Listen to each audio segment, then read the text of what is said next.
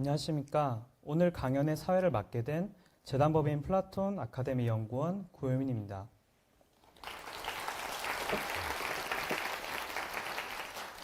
감사합니다.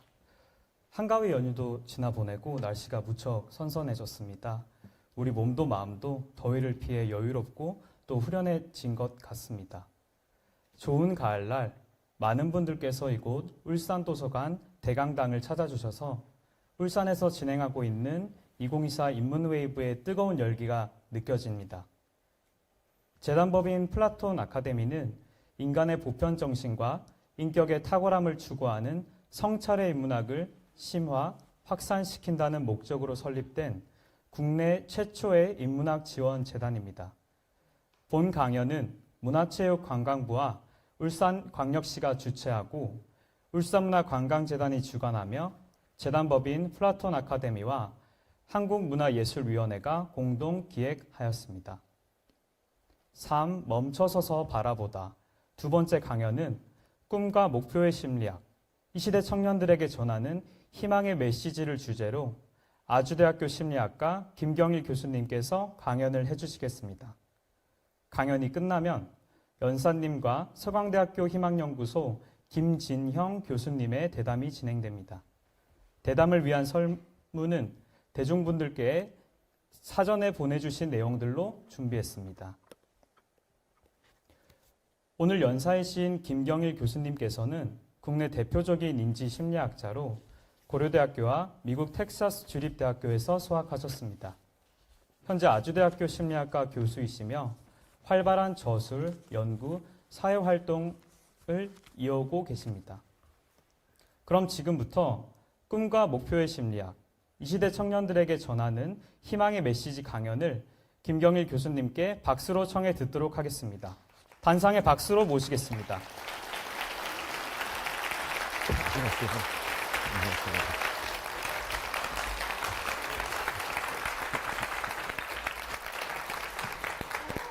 시계 가져가세요. 네네네. 제가 이 마이크 들고 하는 건가요? 마이크 들고요? 네네. 네. 마이크가 나가긴 나가나요? 지금? 안 나가죠. 네. 노안이 와서. 제가 켜드리겠습니다. 네. 할 수 있어! 예.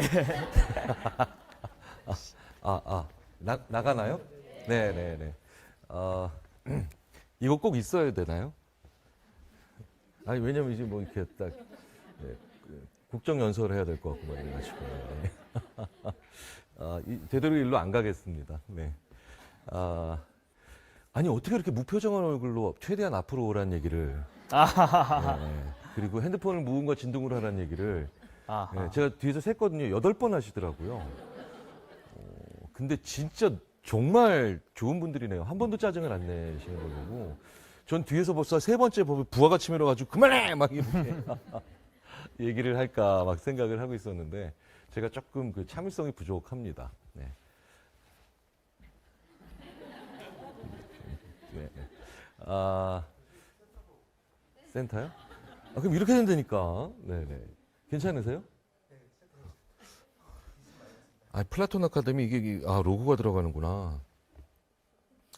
이건 안 돼요? 이건 안 돼요? 요건 괜찮아요? 네네네. 그러니까 요 정도는 되고, 왜냐면 이건 진짜 좀 이상하잖아. 조명 때문에. 이건 치우면 안 되죠. 네, 그쵸. 왜냐면 생각해보세요. 네, 이렇게 된다니까요? 플라톤 아카데미는 너무 죄송한데, 네. 이게 지금 전형적인 이제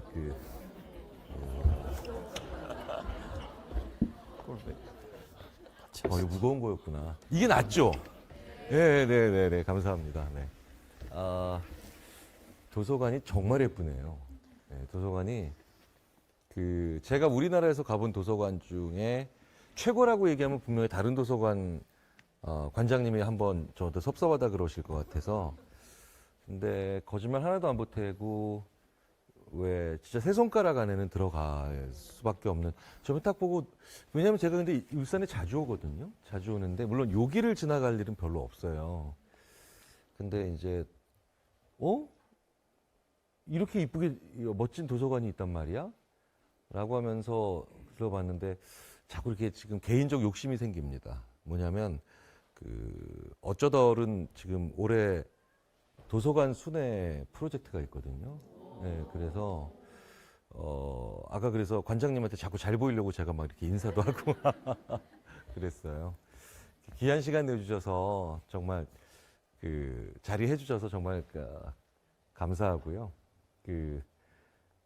저는 울산에 한 1년에 한 대여섯 번 정도는 오거든요. 네, 회의도 있고 강연도 있고 그래서 요 시내에서 저 닮은 사람이 술 먹고 헬렐레 하고 있으면 저 맞아요. 롯데호텔 그 뒤쪽에 약간 또 먹을 때 많잖아요. 근데 이제 한 번은 거기서 제가 이제 어묵 먹으면서 헬렐레 하고 있었는데, 네. 이게 거기 사장님이 어쩌다 어른 진행하는 김경일 교수님이랑 너무 비슷하게 생겼다고. 그래서 제가 그런 얘기 많이 듣는다고. 그랬었는데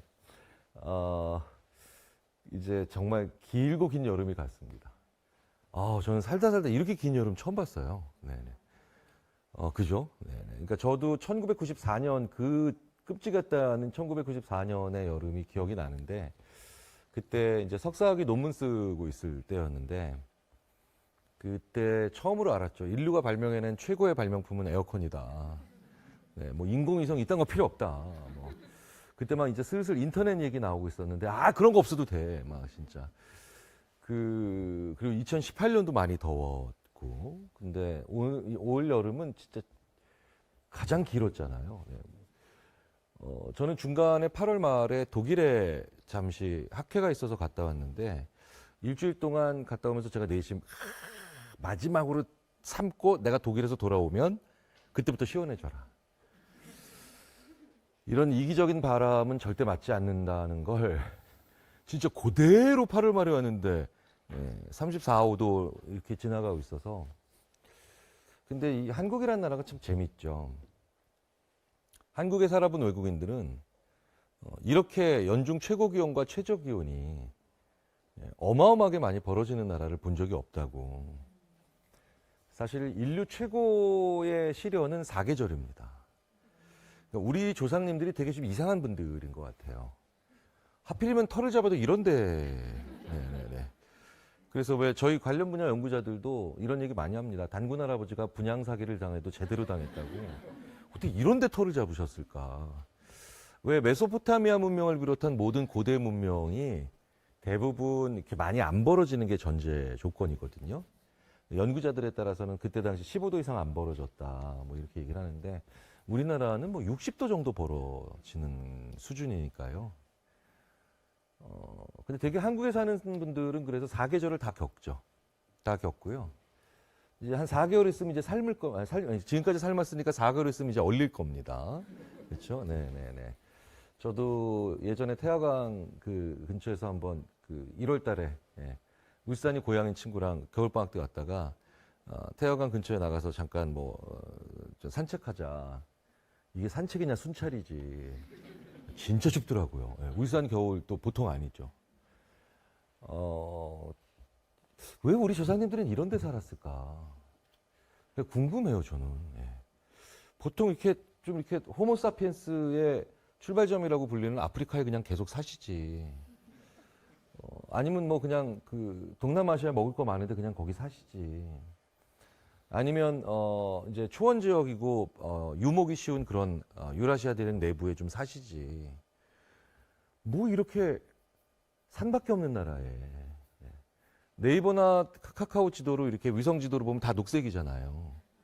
그 얘기는 뭐냐면 농사 지을 땅도 거의 없어요. 뭐 분류법에 따라 다르지만 70에서 80% 정도 산인데 산도 또 삽질도 안 되는 산입니다. 화강암과 편무암으로 대부분 돼 있는 산이고요. 그래서 우리나라는 왜 그거 있잖아요. 공사하면 늘 빵빵빵빵빵빵빵빵 소리 나죠. 그게 뭐냐면 그렇게 흙으로 돼 있는 땅이 아니라 돌로 돼 있는 땅이거든요. 보통 산악지형의 비율이 50 정도 넘어가기 시작하면 대부분 상식적인 수준에서 주식을 감자와 밀 사이에 선택하거든요. 근데 우리나라는 80%에 육박하는데 우리 조상님들이 쌀 드시기로 결정을 하세요. 예전에 제 국사 선생님께서 이러시더라고요. 빗살무늬 토기에서도 쌀의 흔적이 나온다. 예, 그때부터도 우리 조상님들이 뭔가 욕심이 되게 많은 분들이었다. 아프리카에서 제일 멀리 떨어진 곳까지 수만 년을 거쳐서 이동하시며 사계절이 있는데도 되돌아가지 않으시고 산밖에 없는 지형에서 쌀을 벗겠다고 결정하신 우리 조상님들은 과연 어떤 분들일까 라는 생각을 자꾸 해봅니다. 다양한 분야의 연구자들이 모여서 우리 조상님들은 도대체 어떤 품성을 가지고 계신 분들이었을까를 추정해보면 결론은 간단하죠. 욕심꾸러기예요. 엄청 욕심꾸러기죠. 사실 아프리카에서 여기까지 오는 분들이라면 일단 불평불만이 많은 분들이었을 거라는 게 충분히 상상이 되죠. 생각해보세요. 불평불만이 없으면 이사 안 가잖아요. 근데 끊임없이 이사를 간 분들이고요.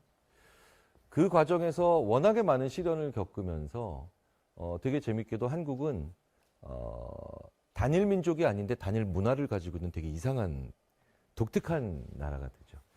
사실 이 자리에 계신 분들 외모는요. 사실 다시아권의 다른 국가, 중국처럼 큰 국가이면 모를까 이렇게 작은 국가치고는 굉장히 외모가 다릅니다. 지금 여기에는 지금 페르시아 제국의 후손처럼 보이는 분도 계시고요. 예. 베트남에서 오셨던 것 같은 그런 느낌도 계시고 서사모아 제도에 본적을 두고 계신 분도 그럴 것 같은 분도 계세요. 굉장히 사실은 아시아 사람들로 구성되어 있다라고 하지만 굉장히 외모적 다양성도 한국 사람들은 대단히 높습니다. 그래서 굉장히 다양한 민족적 흔적이 보이고요. 근데 문화는 단일화돼 있고 그 안에서 굉장히 지지고 볶고 살며 욕심꾸러기이고 게다가 근면성실하고 열심히 사는 이상한 문화가 설계됐죠. 우리끼리라 잘 모르고 있거든요. 되게 열심히 살아요, 한국 사람들은. 지금 모든 분들의 표정이 진짜? 뭐 이렇게 사시는데요. 이게 이민을 가보신 분들은 대부분 아세요. 이민 가보신 분들이 새로운 기회를 찾아서 외국으로 이민 가면 그 동네에서 유일하게 부지런한 사람으로 딱 선정되는 게 한국 사람들인데 외국 연구자들이 저한테 이런 얘기 많이 하죠. 니들끼리라도 모르고 있는 거라고. 그럼 제가 또 야 우리 옆에 일본, 중국, 대만도 일할 때 보면 되게 부지런해. 걔네들 꼭 하는 얘기 있죠. 놀 때도 부지런한 것들은 너희들밖에 없다고. 제가 가끔 얘기 드리잖아요. 놀이동산에서 엄마가 자녀를 이렇게 혼내는 나라가 우리나라밖에 없습니다. 너 그거밖에 못 놀겠냐? 똑바로 놀아 이 자식아. 자유용권 사줬어 이 새끼. 실제로 제가 그 테마파크에 계신 분들이랑 도대체 하루에 이 아이들이 몇 보 정도를 놀이동산에서 걷나. 이제 여기서 조금 위로 올라가시면 대구 옆에 영천이라고 하는 도시가 있고요. 거기에 우리나라의 많은 그 장교를 양성하는 삼사관학교라고 있습니다. 삼사관학교에서 저도 삼사관학교에서 훈련을 받았는데요. 네네. 저 군복무 오래 했습니다. 네. 군대에서 어린이날 4번, 식목일도 4번, 현충일도 4번 보냈어요. 네네. 38개월 22일 했습니다. 네네네. 그런데 그 삼사관학교에 계신 분들에서 훈련받아 보신 분들은 전부 다 일을 가는 유격장이 있어요. 그게 이제 화산 유격장이라고 하는 데인데 화산 유격장에서 진짜 극한의 유격 훈련을 받는 이 장교 후보생들이 하루에 2만 5천 보 정도의 걸음을 걷습니다. 엄청난 양이죠. 우리나라 초등학교 아이들이 놀이동산에서 3만 보를 걷고 나옵니다. 예. 당연히 논문으로 작성된 게 아니죠. 왜? 우리나라가 아이들을 학대한다는 그런 오해를 받을 수가 없기 때문에 저도 데이터는 많이 가지고 있지만 논문으로 안 쓰는 거 되게 많거든요. 그러니까 아이들이 막 혼수 상태에 준하는 성대로 나오는 애들도 있고요. 10월 초 때 막 탈수 증세를 보이는 애들도 있고, 예. 끊임없이 열심히 이제 뭔가를 해야 되는 한국 사람들이죠. 우리는 왜 어쩌다가 이런 기이한 그 형태의 삶을 살게 됐을까요? 게다가 잠도 안 잡니다. 네. 전 세계에서 가장 수면량이 적은 거 잘 아시죠? 네. 잠을 안 자요, 게다가. 네. 그러니까 우리나라가 대부분의 OECD 통계치의 다른 나라 평균보다 1시간 반 정도 덜 자는데요. 되게 재밌는 건 직장인이 또 거기서 1시간 반을 덜 자고요. 전업주부는 다시 거기서 30분을 덜 자고요. 그러니까 그럼 도대체 많이 자는 사람은 누굴까요? 없어요. 우리나라는 잠도 이제 잘 안 자는 거예요. 생각해 보세요. 외국 교환 학생들이 한국 대학에 오면 진짜 어떻게 24시간 축제 모드지? 왜? 불이 안 꺼지고 있으니까요. 예. 되게 독특한 사람들이 살고 있는 건 분명한데, 한국 사회가 모든 나라 사람들은 자기가 독특하다고 생각하잖아요. 근데 사실은 한국은 말 그대로 굉장히 독특한 고각성 문화입니다. 고각성이라고 하는 게 무슨 뜻이냐면요. 고각성의 반대말이 저각성이잖아요. 고각성이 바로 뭐냐면 정신 바짝 차리고 살아야 되는 사회라는 거예요. 쉽게 말씀드리자면. 다른 언어로 번역이 불가능한 왜 그 속담들이 있죠. 예. 그렇죠? 눈 뜨고 코 베어 간다 뭐 이런 얘기. 네. 이게 사실은 굉장히 잔혹한 살인에 대한 그런 속담이 되기도 하는데 이게 한국 같은 고각성 사회는 왜 그렇게 될 수밖에 없었느냐? 말씀드렸다시피 굉장히 다사다난한 아무것도 안 하고 있어도 4개월 만에 온도가 20도 가까이 바뀌는. 예. 심지어 그래서 어떤 포럼에 가니까 어떤 분 한 분이 한국 사람들이 기후변화 지금 왜 전 세계적으로 기후변화에 대한 되게 많은 경각심을 가지고 있잖아요. 한국인들은 그런데 생각보다 별로 기후변화에 대한 큰 관심이 없다. 그랬더니 그 작가님이 그러시더라고요. 원래 변하는데 뭘 더. 예, 우리는 매일매일 기상대재앙인데. 네. 이래서 한국은 고각성 사회가 됐어요.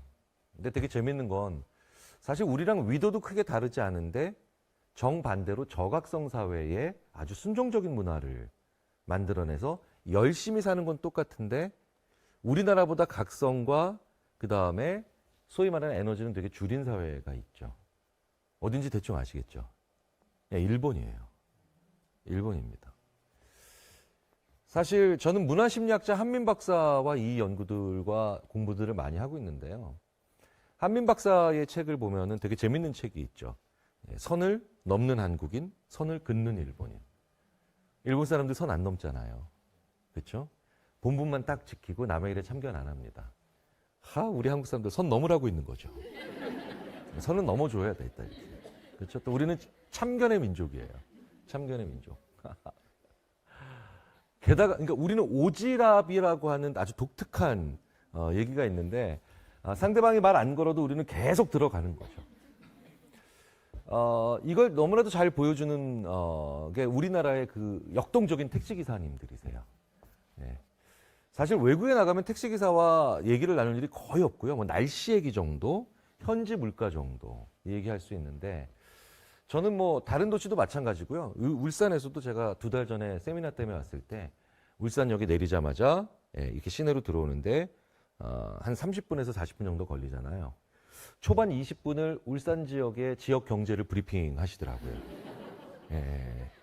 너무 아는 게 많으세요. 그리고 시의회에서부터 그 다음에 경상남도와의 관계성까지도 굉장히 많이 얘기를 하시고 나머지 20분은 그 기사님이 지지하는 정당을 같이 지지하면서 왔어야 됐습니다. 40분을 내렸는데 왠지 시사 프로그램 하나를 출연하고 지금 나가는 것 같은 그런 느낌? 어떨 때는 좀 많이 힘드시죠. 그런 거 할 때. 또 어떨 때는 또 되게 재밌고요. 고각성 사회입니다.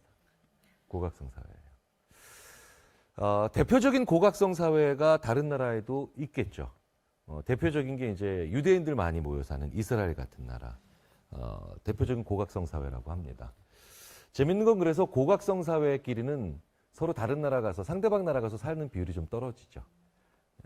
우리나라의 유대인들 거의 안 살잖아요. 그렇죠? 유대인 연구자들이 항상 저한테 하는 얘기가 있습니다. 전 세계에서 자기네들 유대인이 들어가 살지 않는 나라 딱 2나라 있다고. 그 중에 하나가 한국이래요. 나머지 하나가 북한이랍니다. 그래서 아니 일본도 있고 중국도 있잖아 라고 물어보면 일본의 일본 국적 가지고 있는 일본 국민으로 사는 유대인 현황 다 보여줘요.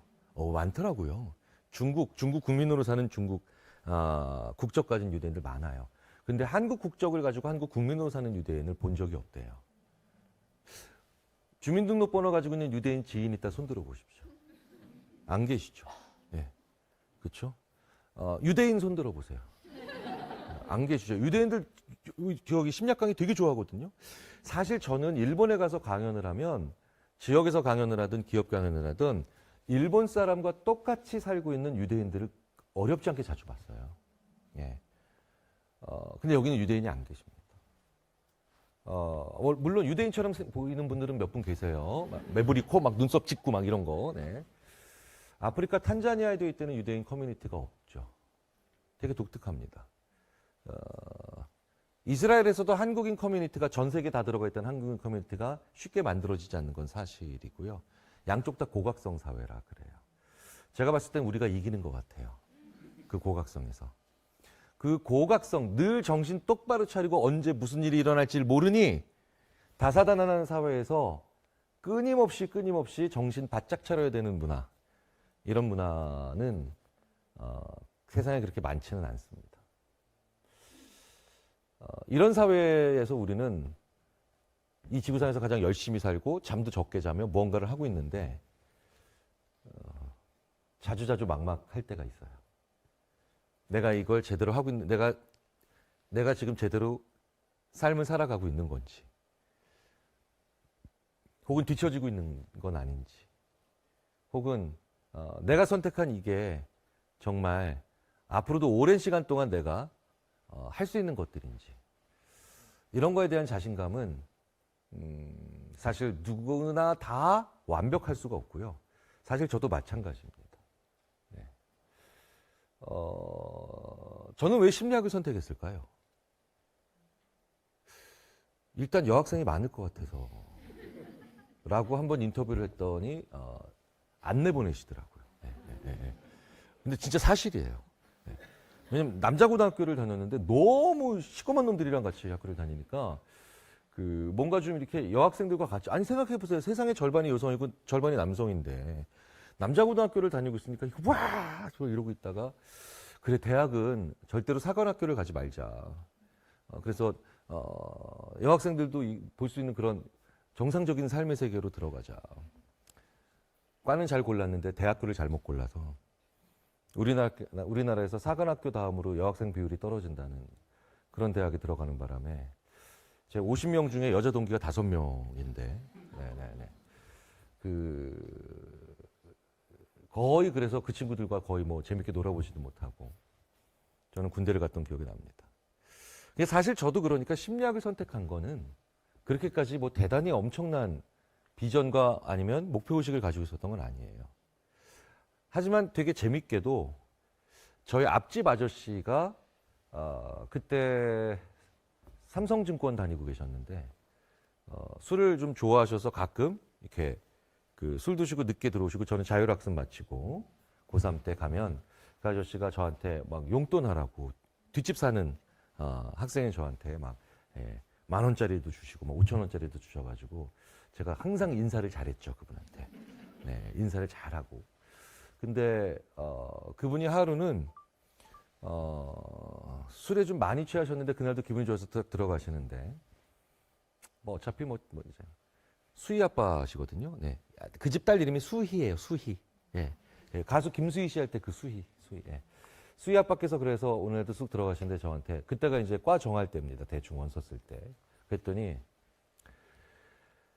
아저씨 저는 그래서 요새 과 선택하기 힘들어요. 그랬더니 야, 제일 싫은 거 반대로 가면 돼. 근데 제가 그날 꽂힌 거예요, 그날. 근데 그 수희 아빠라고 하는 그분이, 저를 좀 그래도 이쁘게 보셨던 그분이 그날 그 얘기를 하셨다는 것도 기억을 못 하십니다. 술을 많이 드셨기 때문에. 근데 저는 그 말이 되게 중요한 말처럼 생각이 됐고요. 그래서 저는 그 다음날 친구랑 같이, 왜냐면 그때는 진학지도를 고등학교 선생님들께서 많이 해주실 수가 없는 상황이었습니다. 지금은 진학지도 막 그래도 많이 해주신 거죠. 서점을 갔어요. 예전에는 서점에 개론 코너가 따로 있었어요. 개론 코너가 뭐냐? 법학 개론, 경영학 개론, 정치학 개론, 뭐 이런 거 있잖아요. 문학개론, 심리학개론. 그래서 친구랑 같이 야, 이 중에서 제일 쳐다보기도 싫은 책을 한번 골라보자. 그랬더니 법학으로 나오더라고요. 법학을 딱 읽어봤는데 일단 사람이 읽을 수 있는 텍스트가 아니에요. 이건 보기만 해도 막 정신이 혼미해지고요. 아, 이런 팔만대장경 같은 걸 왜 사람들이 읽을까. 예. 그런데 되게 재밌는 건 그때 제 친구가 심리학개론을 들고 오면서 난 이런 거지 같은 책을 처음 봤대요. 인간의 무의식을 다루고 있고 무의식이 뭔지도 모르겠는데. 예. 그리고 사람의 태도에 관련된 이상한 실험들을 하고 이것들은 미친 인간들이 아니고 그때 당시 우리는 사이코라는 말은 알았거든요. 사이코패스라는 말은 훨씬 더 이후에 사용된 말이지만 야, 이거는 사이코가 아니면 절대로 이런 공부를 하지 않을 것 같은데 그래서 서로 바꿔서 읽어봤더니 읽을만 해요. 네. 저는 그래서 심리학을 선택했습니다. 되게 재밌는 우연한 일이죠. 저는 그 아저씨한테 늘 인사를 하고 그 아저씨는 어느 날 자기가 다음날 기억도 못할 한마디를 저한테 했는데 그 말은 저한테 꽂혔던 거예요. 삶은 이렇게 꽤 우연한 연속이 아닐까라는 생각이 드는데 되게 재밌는 건 저는 그 다음부터 그걸로 제 가설을 설정합니다. 심리학과를 들어왔는데 그래도 괜찮은 것 같아요. 심리학과가 적성에 안 맞았던 친구들은요. 그날부터 고시 공부를 하는 걸 하더라고요. 뭐 사법고시, 행정고시, 뭐 외무고시 같은. 그런데 되게 재밌는 건 저는 고시 공부하는 사람만 봐도 촌스러워 보이고요. 저런 걸 왜 여기서 할까? 라는 생각이 들죠. 지금 고시를 패스한 분들한테는 너무나도 황당한 일이겠지만 저는 그게 매력적으로 안 보였던 거예요. 예. 그래서 난 선택 잘했다. 그리고 소개팅에 가면은 제가 지금 무슨 생각하는지 알아맞혀 볼까요? 예. 이러면 대부분 하고 놀래요. 법학과 나온 애가 법학과 다니는 애가 그런 얘기를 한번 해봤는데 그냥 상대방이 미친 거 아냐라고 일어나더라고요. 근데 심리학과는 괜찮아요. 예. 그리고 항상 답은 정해져 있어요. 고집은 세 보이지만 의외로 사람한테 약하군요. 이러면 다 돼요. 네네네. 이거에 안 걸리는 사람은 없어요. 네. 그러니까 어머 진짜 심리학과 다니는데 1학년 만에 사람을 이렇게 잘 보는군요. 네. 그래서 저는 꽤 괜찮은 지금도 제 추억의 아름다운 한 페이지를 장식하고 있는 멋진 여자친구와 연애도 하고 있었습니다. 어느 날 이제 2학년이 되니까 이제 슬슬 애들이 대학원의 어떤 세부 전공이라는 얘기를 하고 있는데 저는 계속해서 그게 뭔 얘기인지를 몰랐어요. 뭔 말이야? 심리학은 다 같은 거 아니야? 그랬더니 지금 어떤 회사에 임원으로 있는 친구가 저한테 넌 진짜 아무 생각 없이 대학 다닌다고. 예. 그래서 뭔데? 라고 했더니 상담심리, 임상심리, 사회심리, 산업소비자심리 뭐 이런 게 있대요. 근데 왜 그런 게 굳이 있어야 되는지 저는 여전히 몰랐는데 그래서 저는 2학년이 되면서 그래서 교양 과목이 아닌 것들도 배우기 시작하는구나 라고 하면서 다른 친구들은 굉장히 무언가 중요한 선택을 하고 있는 것 같은 시기에 여전히 저는 또 늦은 선택을 하게 되는데 그때 그 수희 아빠께서 하셨던 말씀을 다시 한번 떠올려 봤습니다. 그래서 제일 듣기 싫고 첫 시간에 그냥 토 나올 것 같은 그런 과목의 정반대로 가자. 의외로 세 번째 수업에 수강 신청 6과목을 했는데 세 번째 과목에서 그게 왔어요. 그게 상담 심리학이었어요. 상담 심리학의 첫 페이지에 이렇게 써 있고 그걸 하루 첫 번째 시간 내내 전공 교수님이 얘기하시더라고요. 상담은 너의 입을 닫고 상대방의 얘기를 끝까지 듣는 것이다. 전 태어나서 이렇게 고통스러운 말을 들어본 적이 없습니다. 저는 말하는 거 되게 좋아해요. 진짜 말하는 거 좋아해요. 보통 많은 개그맨 분들은 말을 잘 하시잖아요. 그럼 댁에 들어가시면 더 이상 말을 할 수 있는 에너지가 사라져서 말 안 하시는 분 되게 많습니다. 네. 저는 집에 가면 더 말을 하고 싶어지고요. 지금도 제가 말수가 적은 사람이 아니라는 건 금방 눈치채시겠죠. 네. 네. 그래서 저는 항상 내향적인 성격의 말 많은 사람으로 저를 분류합니다. 네. 저 내향적이에요. 뭐 그렇게 어이없다는 표정을. 저는 모든 성격 검사에서 아주 안정적으로 내향적인 사람입니다. 그런데 내향적인 사람을요, 사람을 별로 안 좋아하고 낯을 가린다라고 생각하시면 큰일 나요. 내향적인 사람은요, 하루에 활발하게 그리고 밝게 그리고 즐겁게 얘기를 나눌 수 있는 사람의 수가 적은 거예요. 오히려 좀 양적인 개념으로 이해해 주시는 게 좋거든요. 그리고 그 대상도 좁은 겁니다. 그래서 저는요, 일 때문에 어떤 분과 회의를 해야 되는데 그분이 처음 만나는 분이잖아요. 3일 전부터 되게 싫어요. 그 모임이 캔슬됐으면 좋겠다. 그 회의가 연기됐으면 좋겠다. 계속 생각을 하고요. 가끔 이런 경우 있으시죠? 시험 전날 지구가 망했으면 좋겠다. 이런 생각 해보신 적 있죠? 되게 유치한 생각이지만. 그쵸? 그리고 왜 이런 거 있잖아요. 예. 입대하기 전날 전쟁 났으면 좋겠다. 이런 거 다 해보시잖아요. 저는 그런 생각을 주로 새로운 사람을 만날 때 합니다. 예. 되게 저는 낯가리고요. 힘들어 합니다. 근데 왜 말은 잘할까요? 뭐 못하지는 않으니까. 사회적 기술이 늘었을 뿐이죠. 예. 말을 하는 기술이 늘었을 뿐이에요. 그런데 이렇게 말을 잘 하면서 저는 바로 뭘 느낍니까?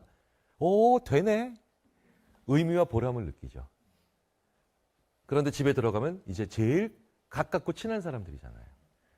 그래서 저는 집에 들어가면 본격적으로 말을 하기 시작합니다. 본격적으로. 저희 딸이 2명 있는데 이제 대학교 다니는 시원이, 그 다음에 고3인 채원이, 시원 채원이가 모두 초등학교 다닐 때 어떤 가정이었으면 좋겠느냐, 부모님과 함께 사는 경우에 선생님이 이렇게 얘기를 해주면 시원이, 채원이 모두 초등학교 4학년 때 대화 없는 가정을 적어서 냈고요. 네. 더 가슴 아픈 건 제 아내는 적극적으로 지지했다는 거죠. 네네네. 그래서 어떠한 가정폭력도 없고요. 학대와 폭언도 하지 않는 아빠인데 제가 집에 들어가면 샥 하고 퍼져서 갑자기 바쁜 척을 하고 있는, 마치 사장님이 순시하고 있는 사무실 같은 그런 이미지가 만들어집니다. 자, 어쨌든 저는 그래서 상담 심리학은 절대 아니었어요. 여기서 저 혼자만 죽을 수 없죠. 저 혼자만 죽을 수 없어서 제가 왜 강연 많이 하시는 우리 또 김미경 선생님 있잖아요. 김미경 선생님이 저한테는 6살 누님인데 제가 그래서 가끔 장난스럽게 누나라고 부르기도 하거든요. 근데 김미경 선생님이 이렇게 많은 강연들을 하시면서 저한테 갑자기 야, 김 교수, 나도 상담가로 카운셀러를 한번 지평을 넓혀볼까? 그래서 제가 1990년에 대학교 2학년 때 경험했던 그 처절한 경험인 상담심리학 개론 시간 첫 페이지를 설명해 줬습니다. 누나, 상담은요, 누나의 입을 닫고 계속해서 닫고 끊임없이 상대방의 이야기를 듣기만 하는 거예요. 저는 김미경 선생님이 그렇게 분노한 얼굴을 처음 봤고요. 살짝 입모양을 보니까 쌍욕을 하시는 것 같았어요. 절대 안 되겠구나. 저는 그래서 상담심리학이 아닌 제일 상담심리학과 동떨어진, 심지어 그리고 제가 다녔던 대학에서 연구실이 가장 물리적으로도 떨어져 있는 인지심리학을 전공한 겁니다. 인지심리학을 전공하고 난 다음에 또 여전히 저는 아무 생각 없이도 대학원 생활에서 하는 거 하고 시키는 거 하고 리포트 쓰고 영국에서 쓰는데 이제 또 동기와 선배들, 비슷한 연배의 선배들이 또 이제 뭔가를 또 하기 시작하는데 인지심리학에도 세부 전공이 여러 가지가 있다는 거예요. 판단과 의사결정, 감각과 지각, 뭐 그다음에 뇌, 아니 왜 이 인간들은 늘 나보다 앞서갈까? 나는 들어가가지고 좀 만끽을 하고 싶거든요. 저는 심지어 왜 그래서 대학교 1학년 때 늘 대학교 들어갈 때마다 이렇게 격려하고 갔어요. 이렇게. 나 뽑아줘서 감사하다고. 그리고 대학원 들어가서도 항상 이렇게 대학원 건물 앞에서 이렇게 1층에 있는 이제 보안요원 아저씨한테 늘 인사하고 다녔습니다. 왜? 나 뽑아줘서 고맙다고. 그분이 뽑아준 건 아니지만. 저는 항상 그래서 약간 늦게 들어가고 늦게 시작했는데 그런데 만끽을 그렇게 하고 싶을 때마다 입사 앞서서 고민을 하고 있는 거예요. 뭘 하지? 여기서 저는 다시 또 우리 인간의 눈꺼풀 반응을 연구하고 있는 선배의 실험을 도와주다가 내가 이 짓을 2달만 더 하면 내가 심리학을 떠날 수 있겠구나. 이걸 감각과 반응의 심리학이라고 합니다. 네. 굉장히 찰나의 순간에 초시계 가지고 재는 심리학이죠. 제일 반대가 바로 뭔가 봤더니 판단과 의사결정 중에 돈에 관련된 연구예요.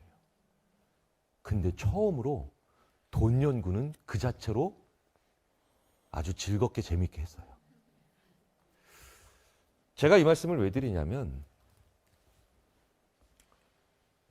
저 같은 유형이 더 많다라는 겁니다. 우리가 꿈과 목표를 향해 달려간다라고 얘기를 많이 하잖아요. 그런데 저는 너의 꿈은 뭐야? 라고 얘기하는 질문을 받을 때마다 진짜 난감했어요. 왜냐면 내가 뭐에 대해서 엄청나게 좋아하는 게 없었거든요. 제가 그렇게 좋아했던 건 오로지 여학생밖에 없었습니다. 제가 되게 짝사랑했던 여학생. 그렇죠? 아니면 되게 예뻤던 교회 누나. 물론 저는 교회에만 관심을 가지지 않고 사찰에 나가는 누나들도 좋아해 본 적이 있고요. 네. 그러니까 사람을 너무 좋아하는 건 있지만 어떤 특정한 일이라든가 행위에 그렇게까지 엄청나게 열정을 불사르고 있는 사람들을 보면 다 위선이라고 생각했어요. 네, 다 위선이라고. 에이, 다 그런 척 하는 거 아닐까? 그런데 한 3번쯤 진짜 싫은 거 반대편으로 가다 보니까 거기에 진짜 제가 좋아하는 연구들이 있더라고요. 예. 이런 유형을 뭐라고 하냐면 디벨롭 유형이라고 합니다. 근데 우리는 이런 사람들의 비율이 어느 정도 되는지를 한번 연구를 해봤더니 대략 80% 정도 돼요. 그러면 그 반대편에 한 20% 정도 되니까 한 4대 1로 좀 적은 수의 분들이 계시죠. 그분들이 바로 누구냐? 나랑 안 맞는 일을 할 때는 조그마한 관심과 열정도 발휘할 수 없는 fit. 옷이 딱 들어맞는 것 같은 fit 유형에 해당하는 사람들입니다. 이분들의 삶도 참 순탄치는 않죠. 정신과 전문의를, 소아청소년 정신과 전문의를 오랫동안 하고 있는 저의 아주 절친한 유한욱 박사라고 있어요. 이 친구가 한번 저한테 술을 먹자고 하더라고요. 이 오래된 친구들끼리는요, 야, 오늘 술 한잔 하자. 이런 얘기의 톤만 들어도 다 알죠. 그렇죠? 그 유한욱 그 박사가 저한테, 야, 경일아, 오늘 술 한잔 하자. 이 얘기는 뭐냐? 오늘 논다는 얘기고요. 그리고, 야, 오늘 술 한잔 하자. 딱 얘기는 뭐냐? 부인이랑 싸웠다는 얘기예요. 그리고, 야, 오늘 술 한잔 하자. 이 얘기는 뭐예요? 병원 스태프들이 말을 안 들었다는 얘기고요. 야, 오늘 술 한잔 하자. 라고 하면 뭔가 오늘 탈선하고 싶다는 얘기예요. 이런 거 우리 다 알잖아요. 그렇죠? 근데 그날 오늘 술 한잔 하자라고 하면 사실은 이 앞에 4가지 모두의 경우에는 제가 오늘 좀 바빠. 힘들어 할 수 있죠. 왜? 늘 볼 수 있는 친구니까. 그런데 재작년에 어떤 일이 있었냐면, 야, 김 박사, 나 오늘 한잔 하자, 나랑. 문장이 다 도치가 됐어요. 심리학자들 중에 인간의 언어를 연구하는 심리학자들은요, 상대방이 자기도 모르게 도치, 그렇죠? 나는 밥을 먹었다가 아니라 나는 먹었다 밥을, 이렇게 도치가 되면 상대방에게 굉장히 강한 심경의 변화가 있다는 걸 본능적으로 알아차립니다. 근데 얘는 거의 뒤죽박죽 수준의 도치가 일어난 거예요. 예. 호칭도 다르죠. 경이라가 아니라 김 박사라 그러는 거예요. 예. 뭔가 있긴 있구나. 술을 마시는데.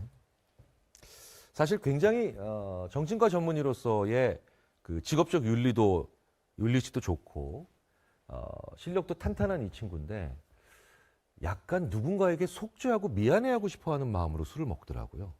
말없이 소주잔을 기울이는데.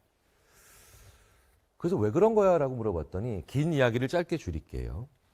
중학교 때 처음에 왔고 그때 누가 봐도 ADHD가 심한 친구였답니다.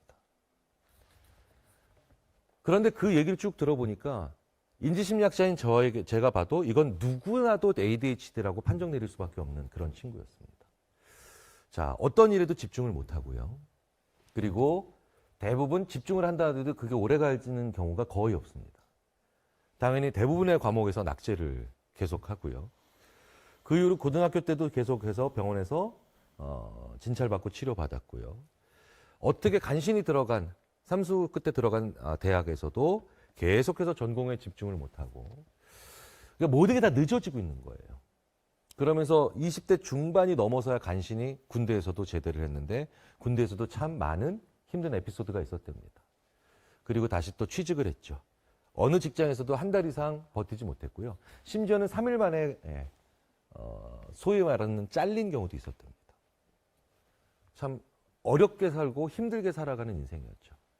그런데 그 친구가 30살이 거의 다 돼서 다시 한번 2년 만에 다시 왔는데 너무 살이 많이 빠져 있더래요. 그래서 아니 이 친구가 드디어 이제 마음의 문제뿐만 아니라 다른 신체 장기에도 문제가 생긴 게 아닐까라고 했는데 그 친구가 30살이 넘은 그 친구가 교수님, 원장님, 저 이제 기면증도 있는 것 같아요. 자, 기면증이라는 건 뭐냐면 원하지 않는 순간에 갑자기 잠들어 버리는 겁니다. 그럼 이제 깨보면 황당한 거죠. 짧게는 3, 40분, 길게는 1시간 가까이. 마치 의식을 잃은 거나 기절한 것과 크게 다르지 않은 거죠. 갑자기 잠에 빠져버리는 모든 종류의 증상들을 통칭해서 기면증이라고 하는데 저의 인생은 왜 이렇게 엉망으로 풀릴까요? ADHD로 어떤 일도 집중 못하고 어떤 일에도 관심을 못 가지는 제가 이젠 기면증까지. 그런데 그 와중에 제가 살도 쪽쪽 빠져가고 있습니다. 참 안 됐다라는 느낌을 넘어서 속이 그렇게 상하더래요. 그런데 그 유한욱 원장이 대화를 하던 과정에 묘한 재밌는 측면 하나를 발견했는데 그 다니던 회사에서 무려 7개월을 같이 일을 했는데 기면증이 있다라는 걸 알게 된 시점이 한 달도 안 지난 시점인데 그럼 너를 7개월, 나머지 6개월 동안 너를 계속 출근을 시켰냐는 거예요. 그랬더니 그 청년의 대답이 시켰답니다. 심지어는 칭찬도 받아본 적이 있는데 당연히 자기는 믿지 않았대요. 이 회사 분들이 너무 사람들이 좋아서 그냥 나를 위로하는 말로 생각했대요. 그런데 어느 날 갑자기 그 회사의 기밀을 빼내가고 있다라고 하는 어이없는 오해를 받으면서 사장님의 폭언과 함께 자기는 해고됐답니다. 근데 그 회사의 기밀을 빼낸 적이 자기는 없대요. 자, 근데 어떤 회사였는지 아십니까? 소스를 만드는 회사였어요. 그러니까 소스를 만들어서 홈메이드 소스 같은 걸 만들어서 납품해주는 아주 스페셜한 소스를 만들어주는 그런 중소업체였는데 그 회사의 사장님이 너 내 레시피를 어디서 훔쳐서 이걸 이렇게 만들고 있는 거냐고 얘기를 했다는 겁니다. 자기는 너무 억울해서 소위 말하는 노동 관련된 업무 부서에 신고를 할까도 생각했지만 일단 자기의 기면증 치료가 먼저 우선인 것이기 때문에 이렇게 왔다는 겁니다. 여기에서 유한욱 원장은 천재적인 결정을 내리죠. 네가 엄청난 몰입을 했던 거였구나. 이 친구가요. 소스를 위해 타고난 1000만 명 중에 한 명의 혀를 가진 친구였어요. 그래서 이 친구는 소스와 관련된 일을 하면 이 지구상에서 거의 대부분의 사람들이 경험을 한 번도 못 해보고 죽을 만한 몰입을 하고 그 일을 끝내는데 3시간 동안 무아지경에 가까운. 갑자기 점심 먹으러 가자 그러더래요. 아침인데. 갑자기 늦은 밤이 돼 있더래요. 이게 어마어마한 열정이 여기서 나왔던 겁니다. 그 회사의 사장님은 너무 엄청난 능력을 가진 친구가 7개월 만에 이 기량에 도달하니 오해를 했던 거죠. 얘가 우리 회사의 기밀에 접근했구나. 방법은 모르겠지만 말도 안 되는 오해를 했던 거예요. 이 친구는 천부적인 혀를 가졌고요. 그리고 이 방면에서 어마어마한 탤런트를 가지고 지금은 당연히 승승장구를 하고 있는 친구입니다. 그래서 제가 물어봤죠. 해피엔딩이네. 그런데 유한욱 원장은 내가 이 친구를 20년 넘게 ADHD라고 얘기했던 게 너무 미안했던 겁니다. 사실은 누가 어떤 전문의가 와고 어떤 심리학자가 와도 이 친구는 ADHD였고요. 사실 아스퍼거 증후군의 기미도 상당히 보였기 때문에 제가 그 위치에서도 그렇게 판정할 수밖에 없었겠죠. 이런 유형을 디벨롭이 아닌 핏이라고 합니다. 나랑 정확히 맞아야만 정말 완벽히 맞는 그 좁은 나사구멍에 딱 들어가는 그런 일을 만나야만 열정이 나오는 분들이죠. 흔치는 않아요. 20%라고 말씀을 드렸지만 사실은 그건 넓게 잡은 얘기고요. 10% 이내라고 보셔도 됩니다. 그런데 그날 저랑 유한옥 원장이랑 술을 마시면서 한 얘기. 이들 중에 대부분이 지금 ADHD 판정을 받고 있겠구나. 저는 모든 ADHD를 앓고 있는 분들이 바로 핏 유형이라고 말씀드리는 건 아니죠. 그런데 수많은 핏의 유형의 사람들이 ADHD 진단을 받고 있겠구나라는 생각을 해보며 굉장히 많은 그리고 진짜 왜 우리 뼈 때리는 교훈을 얻었고요. 참 항상 보면 재주는 곰이 부리고 돈은 서커스 단장님이 벌죠. 유한옥 원장은 그 고통스러운 경험과 교훈을 저한테 전달하고 저는 출연료 받으면서 그 얘기를 여기 계신 분들한테 이렇게 해주고 있는 겁니다. 명심하십시오. 인생은 늘 불공평한 겁니다. 우리가 삶을 살아가면서 나한테 맞는 걸 추구한다는 게 이만큼 쉬운 시나리오가 아니라는 거죠. 저처럼 오랜 시간을 거쳐서 계속해서 반대 방향으로 가보다가 찾는 유형도 있고요. 이런 유형들은 어떤 일이든 좀 붙어보면서 쉽게 떠나지 않고 직무도 좀 바꿔보면서 의미와 보람도 좀 조금씩 찾아가보면서 미세 조정해야 되는 사람들이죠. 또 어떤 사람들은 그게 아니라 계속해서 기꺼이 방황하면서 정말 확률적으로 딱 들어맞는 일을 찾을 때까지 그 확률적인 모험들을 계속 해나가야 되는 사람들도 있습니다. 자, 그런데 왜 우리는 이런 사실을 지금에야 알게 됐을까요? 이런 얘기 처음 들어보시잖아요.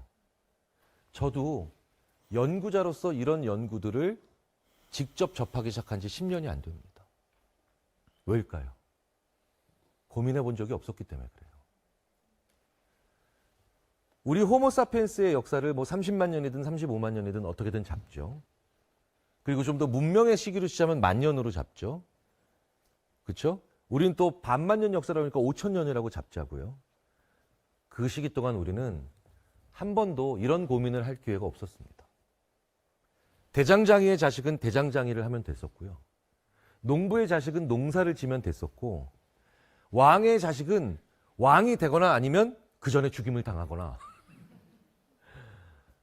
우리는 한 번도 진로, 적성, 미래, 꿈에 대한 고민을 할 기회가 거의 없었다는 겁니다. 그래서 우리는 이런 얘기에 대해서 성경도, 불경도, 코란도 어느 종교적 가르침에도 찾기가 어렵다는 거예요. 이제부터 해야 되는 고민이고요. 이제 막 알기 시작한 일들입니다. 우리가 혼란스러운 건 너무나도 당연합니다. 저도 제 아이에게 이렇게 얘기합니다. 심리학자들이 아직도 진로와 적성과 꿈과 미래에 대해 아는 게 없다고. 솔직하게. 하지만 그렇다고 해서 포기할 수는 없잖아요. 조금씩 알아가면서 우리가 이런 것들을 공유해야 되겠죠. 왜 끊임없이 공유하고 있을까요? 전 이 작업을 왜 하고 있을까요? 간단합니다. 우리는 고각성 사회에 인구가 줄고 있는 사회예요. 엄청나게 사람이 모자란 사회죠. 제가 태어나던 1970년에 100만 명이 넘게 태어났습니다. 올해 21만 4천 명 태어납니다. 그때 합계 출산율이 4를 넘었는데 지금 0.7이죠. 0.7이라는 건 뭐냐면요. 진짜 무서운 숫자예요. 100명이 70명 되는 게 아니거든요. 간단한 산수 한번 해볼게요. 100쌍이 70명 낳으시는 거예요. 그러니까 200명이 70명을 낳으시는 거죠. 그런데 다시 한번 0.7이 한 세대 더 가잖아요. 그러면 77에 49가 아니죠. 70명의 아이가 태어나면 여자아이가 35명, 남자아이가 35명 태어납니다. 그러면 이분들이 다 결혼을 해주셔도 35쌍의 커플이 만들어지죠. 게다가 우리나라는 아직까지도 사회적 통념상 비혼 상태에서 나오는 아이들이 없어요. 태어나는 아이들이. 다 혼인관계에서 나오는 출생을 하거든요. 지금 35쌍은 고사하고 26쌍 결혼해주고 계십니다. 그런데 여기다가 0.7을 곱하면 17이 나와요. 200명이 한 대 거치는데 30년, 한 대 더 거치는데 30년. 200명이 60년 만에 17명 되는 나라가 될지도 모릅니다. 수명은 얼마나 또 길어졌을까요? 요즘 수명학회 가면은 1970년생 만 54세인 저한테 동료 연구자들이 이럽니다. 야, 김 교수, 너 재수 없으면 120 넘게 산다. 130이 될 수도 있어. 전생에 나라 팔았으면. 예. 이 얘기는 뭡니까? 60년 만에 12분의 1 토막 나는 나라라면 제가 그리고 60년을 더 산다면 저는 살아있을 때 우리나라가 산술적으로 소멸하는 걸 볼 수도 있다는 거예요. 물론 그렇게 되지 않겠죠. 그렇게 되지 않게 만들어야 되죠. 문제는 우리는 정말 적은 수의 사람으로 이제 나라를 만들어 가야 됩니다. 그래서 누구나 다 자기한테 맞게 가야 돼요. 과거에 공부 잘하는 몇 명을 피라미드의 첨탑에 올려 세우고 나머지가 패배자의 인생으로 살 때는 그래도 그게 맞다라는 건 절대 아니지만 그래도 그 첨탑에 수십만 명이 있었어요.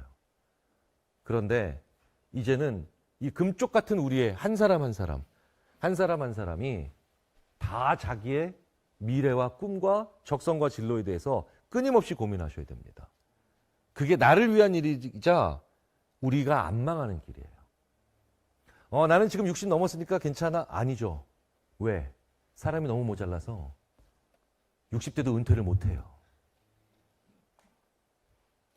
은퇴가 불가능한 사회가 왔어요. 외국 연구자들이 한국의 미래를 완벽하게 그려낸 영화로 뭘 꼽는지 아세요? 영화 인턴을 꼽아요. 70세의 로버트 드니로가 신입사원으로 자기 딸보다 한참 어린 30살의 애네 서웨이가 CEO로 있는 회사에 신입사원으로, 즉 인턴으로 들어가는 거. 우리나라는 이미 시작된 변화입니다. 이미 시작된 변화예요. 예. 그래서 이 자리에 계신 60대, 70대인 분들도 나는 어떤 일이 맞을까? 나는 어떻게 해야 앞으로 20년, 30년 동안 내 적성에 맞는 걸 할까? 이분들도 먼저 선배로서 보여주셔야 돼요. 그리고 지금 20대, 30대인 분들은 거의 90세 다 돼서 은퇴할 겁니다. 이게 우리나라가 안 망하는 유일한 길이에요. 사람이 12분의 1의 비율로 줄어들고 있는 나라에서 어디 50대, 60대에 은퇴하려고 합니까? 이미 우리나라는 65세 이상 인구의 노동시장 잔류율이 40%를 넘기는 이 지구상에서 거의 유일한 게 아니라 완벽히 유일한 정상경제국가예요. 50% 내년에 넘을 거고요. 65세 이상 인구의 노동시장 잔류율은 이제 거의 100%에 육박하는 시기가 10년 내에 옵니다. 은퇴는 없어요. 지금 우리나라는요, 제조업에서 50세가 넘은 전업주부 출신인 분들을 엔지니어로 바꾸는 일까지도 지금 시도하고 있습니다. 놀라운 건 이게 돼요. 우리나라는 도대체 안 되는 일이 뭐가 있을까 싶습니다. 실제로 1960년대 초중반인 분들이 아이가 사회로 다 나갔고, 그리고 이제 아주 자유로워진 이분들이 갑자기 엔지니어, 공업전문대학교 2년 과정을 1년 만에 마스터해서 엔지니어로 취직하는 일들이 비일비재하게 관찰되고 있어요. 그분이 저한테 이럽니다. 저도 제 인생에 나이 60이 다 돼서 벡터스칼라를 이해하고 연력학 전자기학을 심지어 가르칠 수 있는 내가 될 줄은 꿈에도 몰랐습니다. 한국은 참 어메이징한 나라죠. 이건 국뽕과도 아무 상관없어요. 우리가 처절하게 버텨내야 되는 앞으로의 50년에 우리가 가야 될 선택지입니다. 어마어마하게 오래 살고요. 어마어마하게 오래 일하실 거예요. 그래서 계속해서 방황하시고 찾으셔야 돼요. 끊임없이 고민하셔야 돼요. 그래야 20, 30년 만에 찾아지는 게 내가 어떤 꿈을 쫓아갈까입니다. 그건 남의 눈으로 볼 수 없는 거거든요. 자, 그렇다면 이걸 위해서 좋은 방법 하나만 더 말씀드리고 제가 마무리를 한번 해보도록 하겠습니다. 저희 인지심리학자들이 많이 쓰는 원트와 라이크를 구분하시라는 얘기예요. 굉장히 많은 분들이 내가 쫓고 있는 이 길이 맞는지, 내가 가는 이 진로가 정말 내가 정말 진정으로 내가 원하는 것인지, 진정으로 원하는 게 뭘까요? 자, 저희들은 원투와 라이크에 대한 실험을 오랫동안 해왔습니다. 예를 한번 들어볼까요? 저는 2011년에 저희 집 막내딸 채원이를 데리고, 물론 첫째 딸 시원이도 같이 데려갔지만 놀이동산에 간 적이 있습니다. 첫째 딸 시원이는 엄마를 완벽히 닮았기 때문에 얘는 다른 사람들 앞에서 아무리 땡깡을 펴도 저는 고개만 돌리면 됩니다. 그럼 얘가 제 딸인지 아무도 몰라요. 근데 둘째 채원이는 저랑 똑같이 생겼어요. 진짜 완벽해요. 제가 가발 썼다고 보셔도 돼요. 진짜 태어나는 날 깜짝 놀랐어요. 와! 뭐 이러면서. 돌잔치 때 사진을 찍었는데 제 돌잔치 때 사진이랑 화질만 달라요. 지금 고등학교 3학년인데 지금도 가끔 화장실에서 나올 때 제가 깜짝깜짝 놀랍니다. 막 과거에 막 제가 튀어나오는 거예요.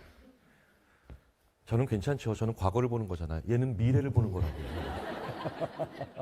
얼마나 미안하겠어요, 제가. 네. 그런데 그 채원이를 데리고 놀이동산에 갔는데 그때 이제 이 아이는 유치원 다닐 때죠. 들어가자마자 아니나 다를까 사람들 앞에서 들어눕습니다. 땡깡을 피는 거죠. 왜? 풍선 사달라. 손가락으로 사주세요 아빠. 안 사줄 수가 없죠. 왜? 다 지지대다는 걸 다 아니까. 저는 그 풍선을 사줬습니다. 그 풍선은 무려 12,000원이었고요. 네. 저는 너무 어이가 없어서 아니 어떻게 이렇게 풍선이 12,000원이냐. 원래 아빠들한테 풍선은 20원이거든요. 그랬더니 스페셜 코팅을 해서 그렇대요. 여기다 왜 그런 스페셜 코팅을 했느냐 라고 물어봤더니 스페셜 풍선이라 그렇대요. 이게 왜 스페셜 풍선이냐 그랬더니 그분이 스페셜 코팅을 해서 그렇대요. 나 진짜 어이가 없어서 저는 거금 12,000원을 주고 그래서 아이 손에 풍선을 안겼죠. 한 5분쯤 지났는데요. 제가 앞서서 걸어가고 있는 제 뒤통수에다 대고 저희 막내 채원이가 이렇게 얘기하더라고요. 아빠 팔 아파요. 이 불안함. 저는 뒤를 돌아봤죠. 벌써 뭐가 올라가요. 지금 올라가고 있는 게 이게 저한테 풍선이 아니죠. 이거 저한테 뭐겠습니까? 12,000원이죠. 12,000원 공중부양하는 거 보신 적 있으세요? 네. 저는 그날 본 겁니다. 물끄러미 올라가는 저 12,000원을 쳐다보면서 그제서야 한 사람의 심리학자로서 깨달음이 오더라고요. 뭐에 대해서? 왜 친부모도 친자식을 학대할 수 있는가에 대해서 확실한 깨달음이 왔습니다. 그냥 먼지나게 혼내줬죠, 제가. 와! 막 애들도 도망가면서 아빠 미워! 막 이러면서 이리 와, 이 자식아! 막 이러면서 이제 막 이제. 그래서 그 놀이동산에서 오후는 완전 추격전이 벌어졌고요. 그때가 2012년입니다. 2012년이면 우리나라 사람들이 이제 스마트폰을 들기 시작했을 때고, 우리 스마트폰 들면서 이제 언제 어디서나 자꾸 사진을 찍는 재미에 막 푹 빠져 있을 때죠. 제 아내가 그날 저녁에 집에 들어와서 스마트폰으로 찍은 사진을 쭉 보여주면서 애나 어른이나 똑같아 진짜. 어쩌면 그렇게 일도 안 다르니 진짜 이러면서 보여주는데 제가 사진을 쭉 보다가 깜짝 놀랐죠. 저희 막내 채원이가 풍선 사달라고 난리 쳤던 곳에서 찍었던 사진을 보니까 주위에 다른 아이들이 다 풍선 가지고 있어요. 그런데 불과 몇 분 후에 팔 아프다고 풍선줄 놓고 저한테 엄청 혼났던 그곳에서 찍었던 사진을 보니까 주위에 풍선 가지고 있는 아이들이 없어요. 이걸 저희들이 원트와 라이크의 괴리라고 부릅니다. 저희 막내 채원이는 왜 그렇게 강렬히 풍선을 원했을까요? 다른 아이들은 다 가지고 있는데 나만 안 가지고 있는 상태가 많이 불편했던 거죠. 그런데 저희 막내 채원이는 그 풍선을 좋아했던 건 아니었습니다. 그러니 다른 아이들도 풍선을 안 가지고 있는 상황으로 오니 12,000원이 아무리 비싸도 팔이 아픈 게 먼저였던 거죠. 제가 조금만 더 지혜로운 부모였다면 제 막내 채원이가 저 풍선 사주세요라고 그렇게 강렬히 원할 때 저는 약간의 지혜를 발휘할 수 있었겠죠. 조금만 더 제가 성숙했더라면 어떻게 하는 겁니까? 그 아이를 5분 걸어서 다른 아이들이 풍선을 안 가지고 있는 상황, 혹은 아무도 없는 상황, 혹은 그 풍선 없이도 재밌게 잘 노는 또래 아이들이 있는 상황, 이런 걸 경험하게 해 줬었겠죠. 그리고 만약에 저희 막내 채원이가 정말로 풍선을 진심으로 원하기만 한 게 아니라 진심으로 좋아하는 것도 있었다면 여기 와서도 그 풍선을 잊지 않아야 합니다. 기억하고 있어야 돼요. 그런데 대부분 보면 기억나지 않습니다. 많은 분들이 내가 지금 열심히 살고 있는데 추구하고 있는 게 맞는지 틀리는지를 궁금해하세요. 그런데요, 그러기 위해선 반드시 그걸 가지고 있는 사람만 만나는 게 아니라 그걸 안 가지고도 행복하게 살고 있는 사람들, 그거 없이도 자기 삶을 훌륭하게 만들어가고 있는 사람들을 꼭 만나셔야 됩니다. 원투와 라이크를 그래서 다 가지고 있는지 한번 확인해 보시는 건 이제 내가 fit 유형인지 디벨롭 유형인지 이것과 무관하게 끊임없이 해보셔야 되는 과정이고요. 이 과정은 우리가 오래 살고 오래 일하는 이 사회에서 세상 눈 감을 때까지 해야 되는 그런 게 아닐까 싶습니다. 자크 라캉이라고 하는 철학자는 이렇게 얘기했죠. 인간은 타자의 욕망을 욕망한다. 사실 이 말이 우리에게처럼 이렇게 아프게 들리는 나라도 없을 겁니다. 우리가 욕망하는 건 뭘까요? 내가 좋아하는 걸 욕망해야 되잖아요. 그런데 타자가 욕망하는 걸 욕망한다는 건 정말 허무한 삶이 될 가능성이 크겠죠. 동력도 자주 잃어버릴 수 있겠죠. 그렇다면 지금 당장 어떤 걸 간절히 원하고 추구하시고 계시다면 그렇다면 그거 없이 행복하게 사는 사람, 그걸 안 가지고 있는 분들, 이런 분들을 만나시면서 두 번째 확인을 해보시는 게 어떨까라는 이 간단한 결론을 내리기 위해 무려 1시간 6분을 두서없이 떠들었는데도 끝까지 경청해 주셔서 감사합니다. 마치겠습니다. 감사합니다. 좋은 강연해 주신 김경일 교수님께 다시 한번 큰 박수 부탁드립니다. 이제 표정이 변화가 좀 있으시네요. 감사합니다. 서강대학교 희망연구소 김진영 교수님과의 대담이 진행되겠습니다. 서강대학교 희망연구소는 의미와 성장이 함께하는 삶을 연구하는 심리학 연구기관입니다. 특히 희망이라는 주제를 통해 실패와 어려움을 직면하고 이를 극복해 나갈 수 있는 삶의 기술을 주제로 한 심화 연구와 확산 활동에 매진하고 있습니다. 지금부터 아주대학교 심리학과 김경일 교수님과 서강대학교 희망연구소 김진영 교수님의 대담이 진행되겠습니다. 두 분을 박수로 단상해 모시겠습니다.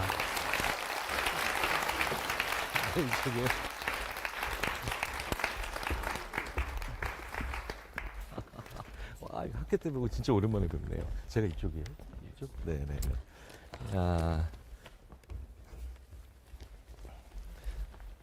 토시 하나 안 들리고 읽으시더라고요.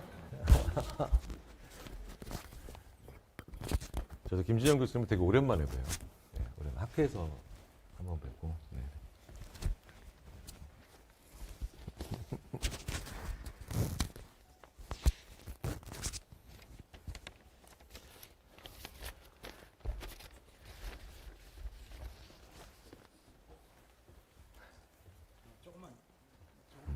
전 이거 들어요, 말아요? 김진영 교수님은 이거 들어요, 말아요? 네. 그러니까 이게 50대가 되니까 자꾸 이렇게 참견을 하세요. 60대 되면 진짜 웃길 것 같지 않으세요?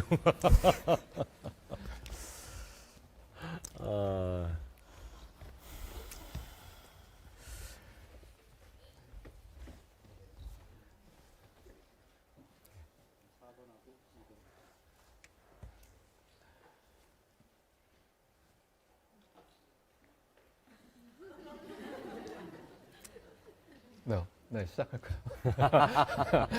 안녕하세요. 네, 오랜만에 뵙겠습니다, 네, 교수님. 네. 학회 때 뵌 적이 있습니다. 진짜로. 근데 사실은 제가 또 몰래 뵌 적이 있어요. 몰래요?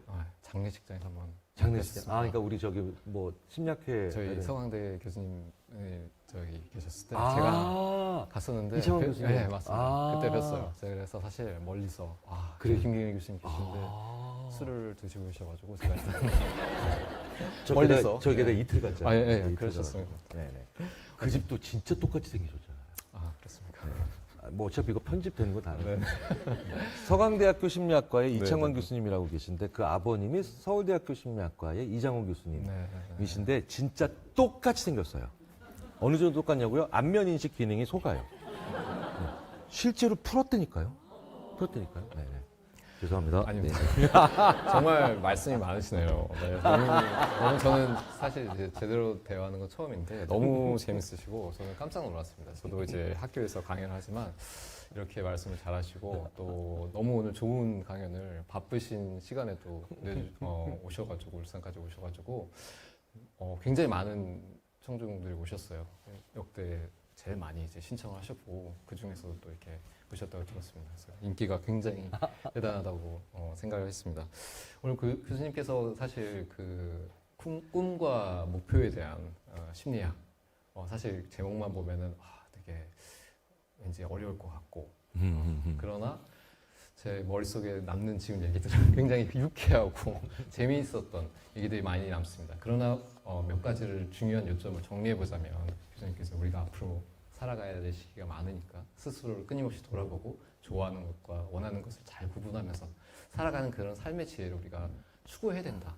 이런 말씀하셨던 것 같아요. 그래서 저는 굉장히 큰 울림을 받은 것 같습니다. 개인적으로. 평소에도 갖고 있었던 궁금증이고 교수님 강연을 들으면서 또 들었던 궁금증인데요. 저도 수업을 하면서 학생들한테 진정으로 원하는 것을 해라. 저도 이제 그런 걸 하다 보니까 이렇게 이 자리에 왔게 됐고 좋아하는 걸 해야 된다 이렇게 말을 했는데 항상 그럴 때마다 어떤 학생들은 그렇게만 살 수 없다. 인생은 그렇게 만만하지 않습니다. 저한테는 그렇기 때문에 부모님의 기대라든지 경제적인 이유라든지 이런 것들을 얘기를 하면서 좀 어려워하는 그런 반응을 보이는 친구도 있었어요. 그럴 때 교수님은 어떻게 말을 해야 하고 조언을 하는 게 좋다고 생각하시나요? 저희 인지심리학자들이 실험을 할 때, 어쨌든 네가 식재료를 10가지를 가지고 있는데 현실적으로 사용이 가능한 식재료가 이렇게 있고 네가 좋아하는 식재료가 있다. 근데 음식을 만들 때 네가 좋아하는 식재료를 먼저 넣고 현실적으로 쓸 수밖에 없는 식재료를 다음에 넣어라라고 하는 게 현실적으로 쓸 수밖에 없는 식재료를 먼저 사용하고 네가 좋아하는 식재료를 나중에 사용해라 라고 할 때보다 좋아하는 식재료를 먼저 사용하는 게 확실히 요리의 질은 낮아지는 그런 비슷한 연구들이 되게 많거든요. 사실 그래서 사실은 그냥 듣기 좋으라고 좋아하는 일을 하라고 말씀을 드리는 건 분명히 아닌 건 맞습니다. 그런데 요 연구를 조금 더 또 이렇게 좀 들여다 보니까 자기가 좋아하는 식재료를 먼저 사용하든 나중에 사용하든 요런 걸 넣을 때 맛을 좋아지게 만들더라는 거예요. 근데 어쩔 수 없이 써야만 되는 식자재를 쓰는 그 시기에 사람들이 그러면 아무것도 기량이 안 느는가 봤더니 그게 아니라 의외로 요렇게 하면 음식이 맛없어지는 경우들이 있죠. 그걸 막는 방법을 많이 선택하더래요. 이거 뭐 이런 경우도 있습니다.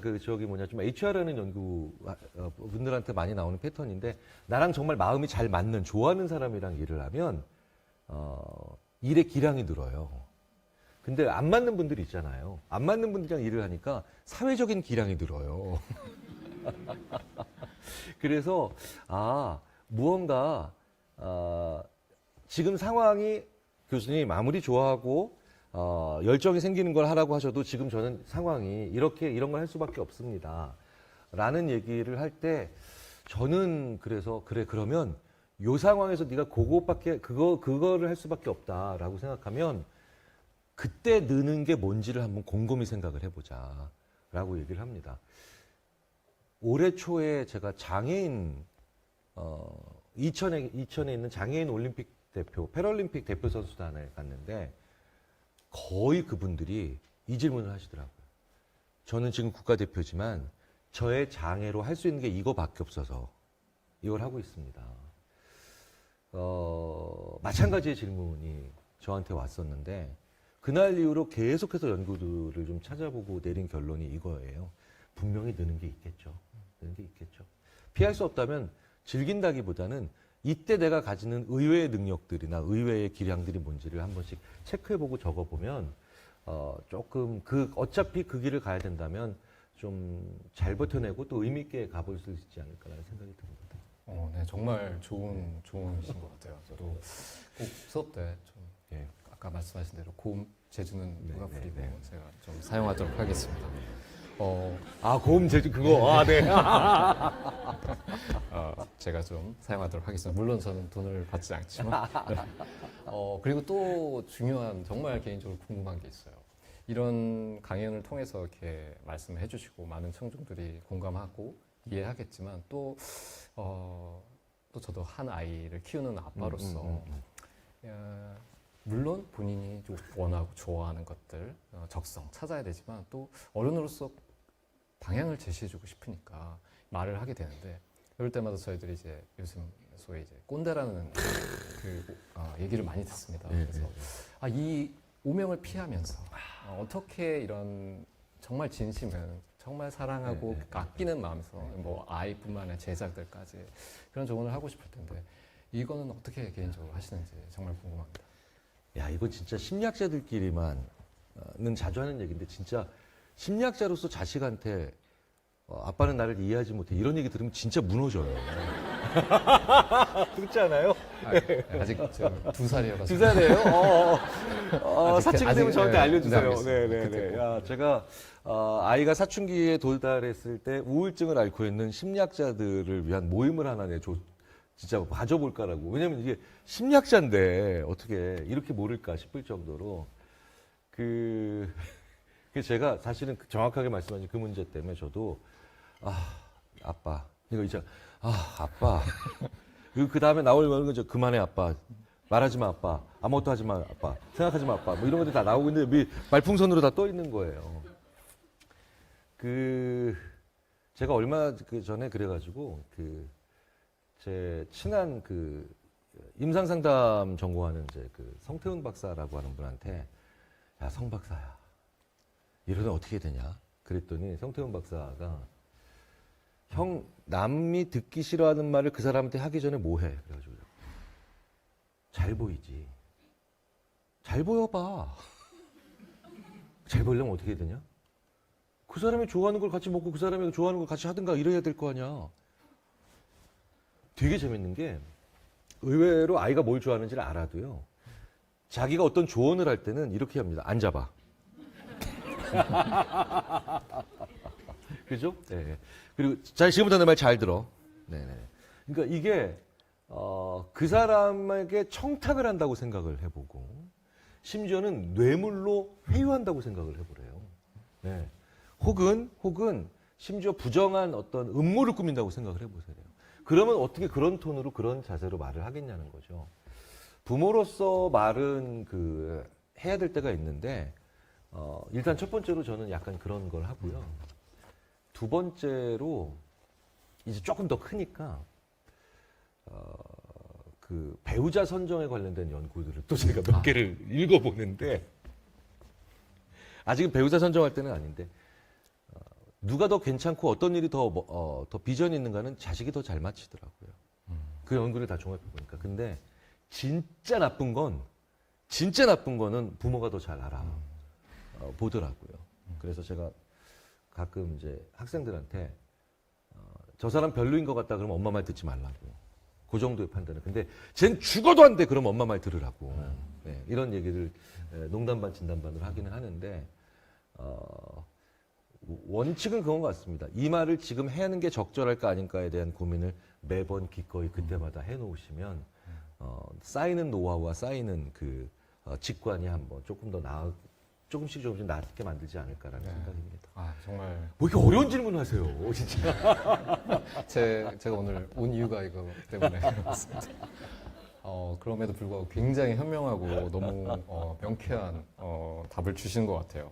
제가 더 곤란하게 해드리기 전에 사실 제 질문은 여기까지만 하고 사실 여기 오신 분들 이 미리 주신 질문들도 많이 있어가지고 네. 제가 조금 더 몇 가지 더 질문 이어가 보겠습니다.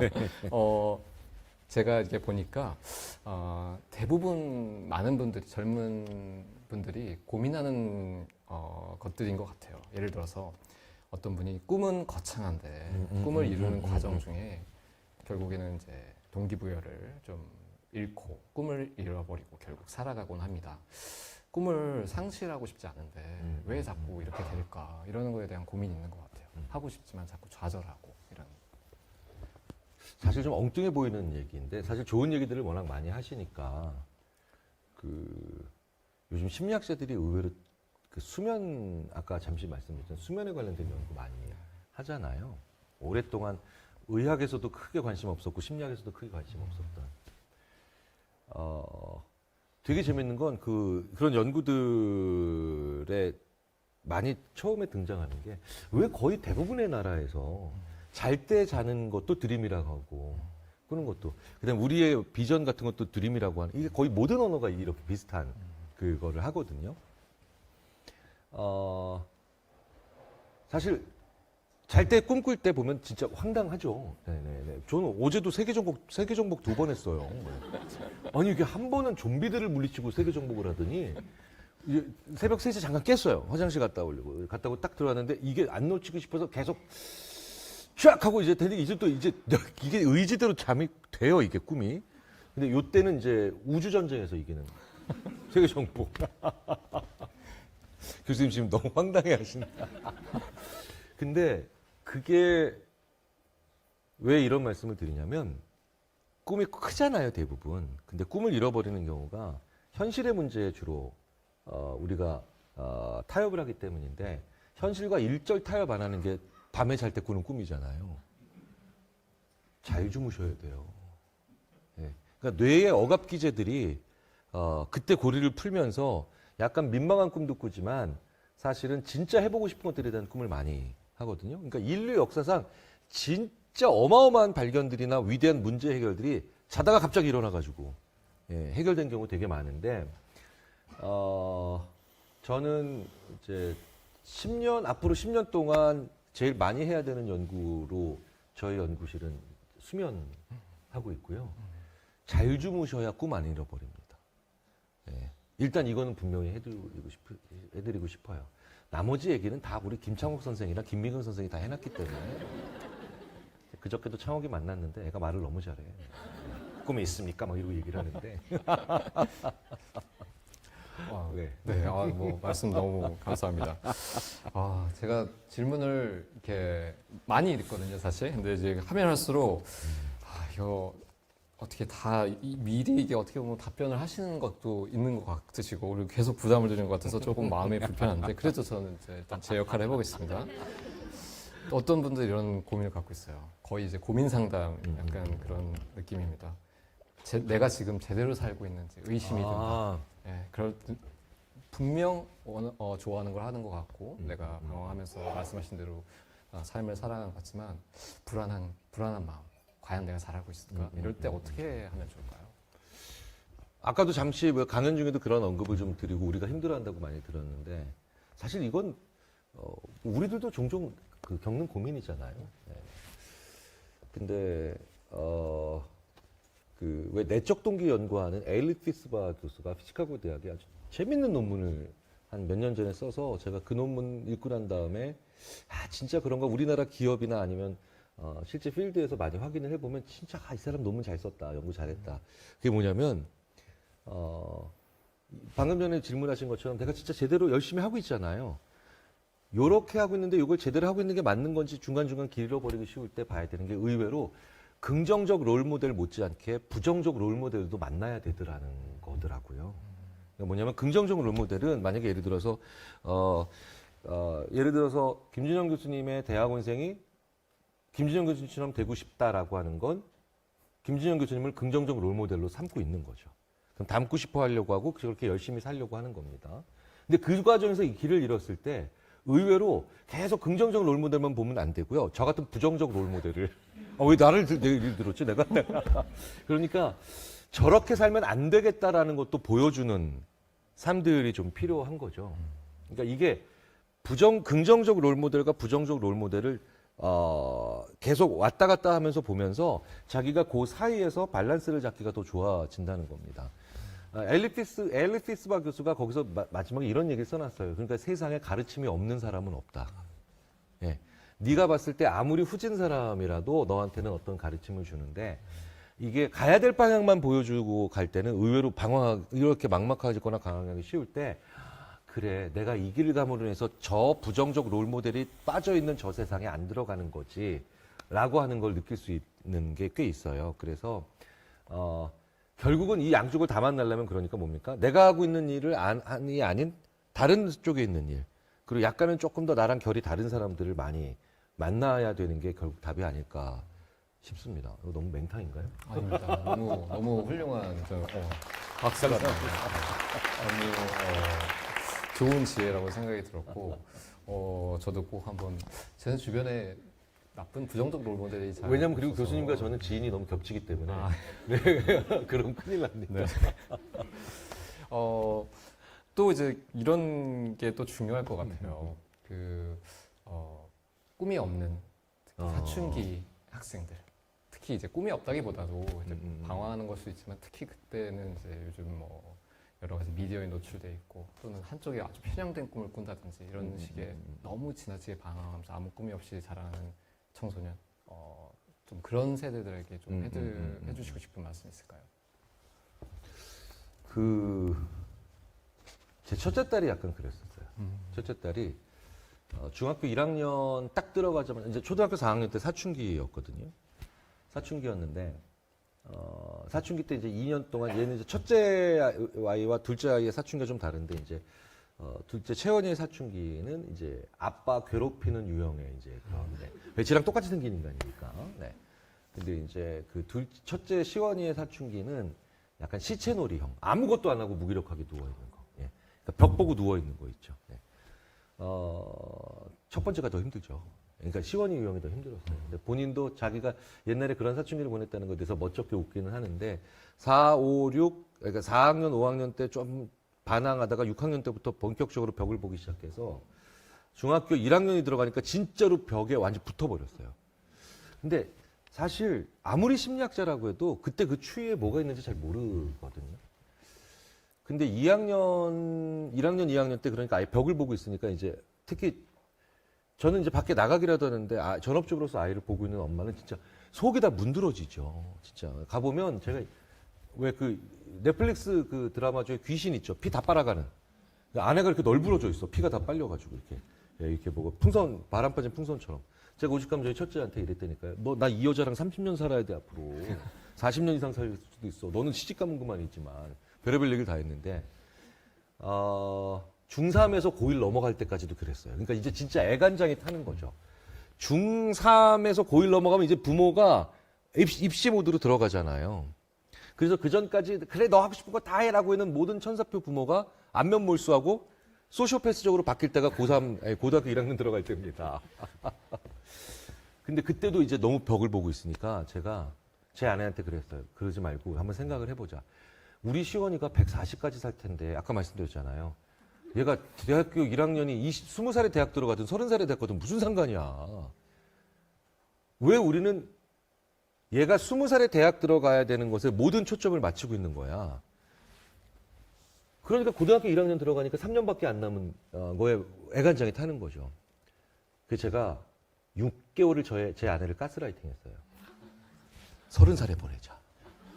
심지어는 말도 안 되는 뻥을 치기 시작합니다. 내가 얼마 전에 점을 보고 왔는데 심리학자가 점을 보고 왔는데 우리 시원이는 30살에 대학 들어가야 애가 오래 살 수 있다. 이런 말도 안 되는 그러니까 제 아내도 이게 말도 안 되는 얘기를 하고 있다는 걸 알아요. 근데 가스라이팅이 무섭잖아요. 진짜 6개월을 이 얘기를 하니까 제 아내가 그래 보내 30살.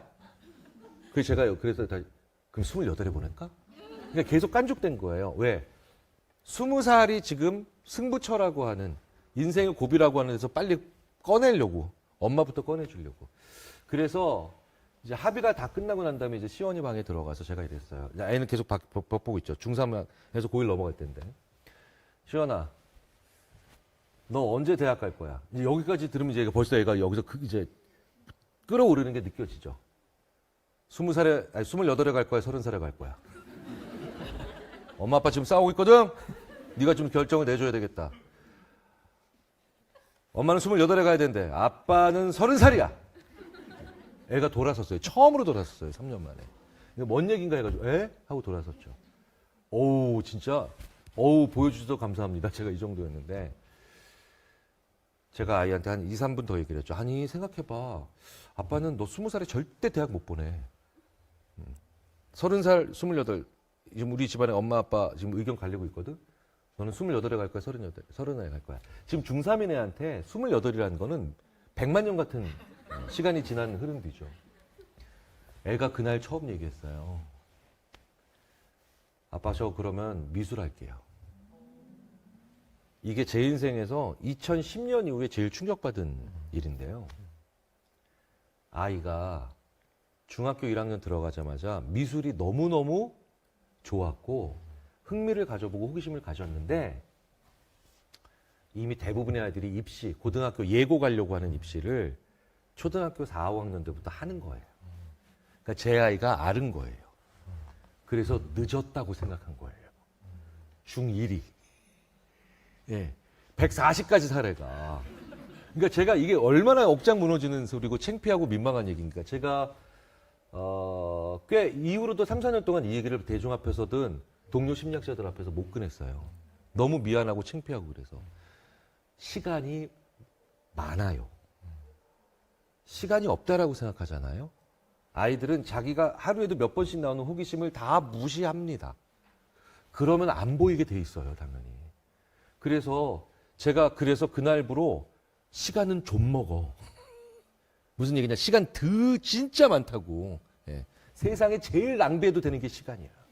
뭐 이런 계속해서 말도 안 되는 헛소리를 애 앞에서 하면서 아이를 응원했죠. 아이는 그래서 입시 미술을 혼자 해서 미대를 갔는데 생각해 보세요.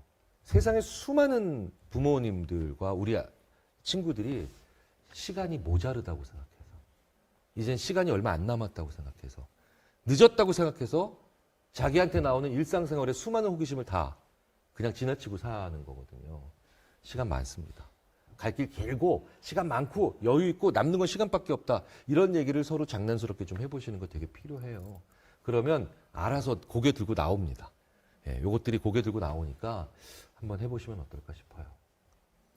아 이거 얘기를 할수록 점점 이렇게 울컥울컥해지네 진짜. 네.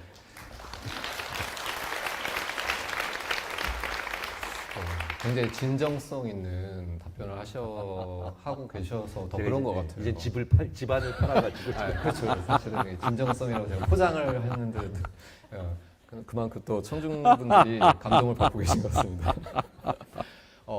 제가 이제 두 질문만 네. 죄송하지만 두 개만 더 여쭤보겠습니다. 왜냐하면 이제 심파로 안 갈게요. 네. 팩트이지만 너무 심파로 갔다. 네네네. 그렇죠.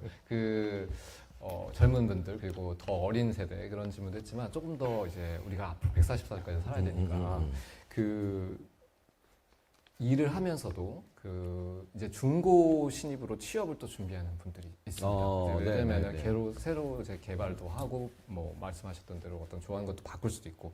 근데 역시 생각보다 취업은 어렵고 힘들고 그러니까 여유가 사라지고 마음이 팍팍하다. 근데 그때는 그냥 남들이 하는 말도 들으면 상처가 된다.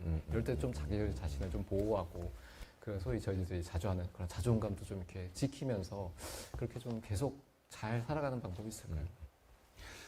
이거는 사실 지금 한국이 맞이하고 있는 가장 중요한 변화 중에 또 하나입니다. 그러니까 뭐냐면 이제 거의 모든 기업이 대졸 공채 신입이 없죠. 그러니까 다 중고라는 표현을 쓰셨지만 결국은 이건 다 경력자들이에요. 경력직인 거고요. 내가 이게 대기업 채용 규모를 너무 정확하게 뚫고 있는 것도 좋은 건 아닌데 지금 우리나라에서 대졸 신입 공채를 하는 기업이 유일하게 삼성전자만 일부 엔지니어들 파트에만 있고 그마저도 비율은 훨씬 더 줄어서요.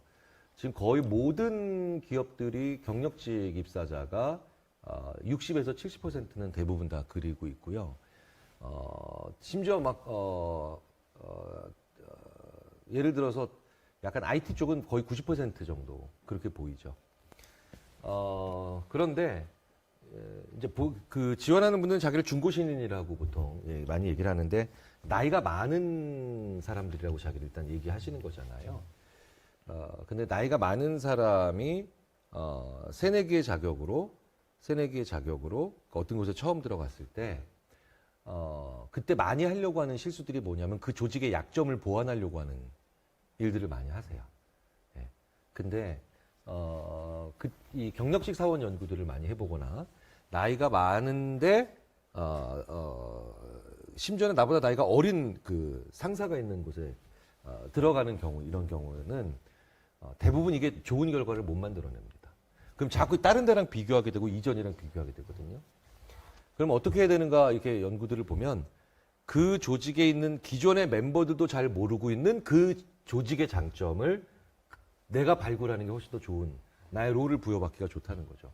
야, 내가 꽤 많은데 면접 보고 다녔는데 이 회사에는 이런 게 있네요. 이거 다른 회사에 없는데. 이러면 이제 예를 들어서 그래? 다른 데도 이런 게 없어? 우리 회사에만 있는 거야? 그거 참 재밌네. 라고 하면서 훨씬 더 자연스럽게 그 사람한테 롤을 부여하기가 역할을 부여하기가 좋아지거든요. 그래서 내가 나이가 많다, 경력직이다라고 했을 때 새로 들어간 조직의 약점을 보완하려 하지 말고 그들도 잘 몰랐던 그들의 장점을 잘 발굴하시는 역할을 좀 해보시면 나의 위치를 잘 찾기가 초반에 되게 수월해진다. 그런 패스를 분석하는 연구들이 많아서 그거를 한번 말씀을 드려봤습니다. 네. 네, 그것도 굉장히 좋은 지혜였던 것 같습니다. 드디어 마지막 질문 제가 좀 드리고 이제 많이 힘드실 텐데 제가 놓아드려야 될 것 같아요. 배고파요. 네. 이것도 이제 그 중고 신인이나 어떤 경력직 같은 분들에게 해당될 수 있는 일인데 꿈과 목표가 있습니다. 그리고 일을 그래서 열심히 하고 있고. 근데 퇴근 후에는 결국 감정적으로나 체력적으로 소모되고. 저도 말 많은 내향인이라 잘 알거든요. 집에 가면은 이제 가족들한테만 하고 싶고 굉장히 지치죠. 그러나 일 끝내고. 그런데 이제 노력은 계속 해야 되고 발전을 하고 싶은데 결국에는 이제 이런 것 때문에 벅차서 자기 개발은 꿈도 못 꾸고 이럴 때는 이제 결국에는 내 삶은 그대로 이대로 가겠구나. 이런 생각이 들면서 힘이 빠지곤 한다고 하는데 이럴 때 어떻게 좀 자기 격려를 할 수 있을지 조언 부탁드립니다. 사실 자기 개발은 필요하긴 합니다. 왜 그러냐면 일에 익숙해지는 단계가 오면 반드시 성장감이 떨어지잖아요. 성장감이 있어야 사람이 잘 버티는데 왜 우리 교수들도 왜 한참 논문 쓰고 막 첫 번째 논문, 두 번째 논문, 세 번째 논문 쓰면 성장감이 막 생기는데 막 논문 이제 많이 쓰고 난 다음엔 막 그게 그건 거 같고 막 슬럼프고 막 이러잖아요. 그러니까 이게 전문가가 되면 대부분 또 그렇게 됩니다. 전문가가 왜 그 일을 누구보다도 잘 해내는 사람이 전문가인데 사실은 꽤 많은 심리학자들이 이렇게 얘기하시더라고요. 전문가는 그 일을 잘해놓고도 안 기쁜 사람이라고. 훌륭했는데도 신나지 않은 사람이라고. 네. 교수님 너무 이해를 잘하고 계셔. 지금 딱 그런 느낌이 오셨을 거야, 아마.